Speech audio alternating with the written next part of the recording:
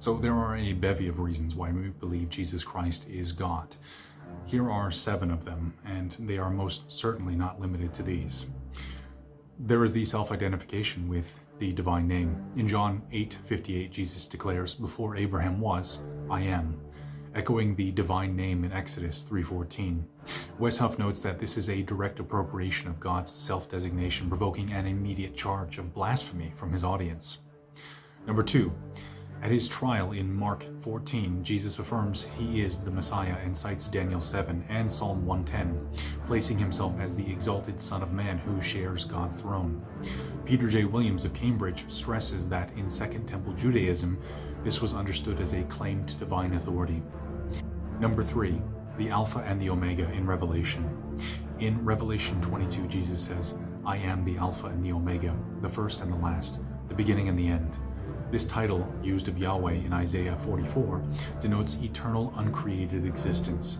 William Lane Craig and others argue that applying this to Christ equates him to the eternal God of Israel. Number 4, forgiveness of sins. In the Gospels, Jesus forgives sins directly, prompting scribes to ask, who can forgive sins but God alone? In Jewish thought, this was a divine prerogative and not merely prophetic intercession. Number 5, receiving worship. Multiple gospel accounts, including Matthew and John, show Jesus accepting direct worship without rebuke. Williams notes that in this strict monotheistic context, acceptance signals a self-understanding as divine.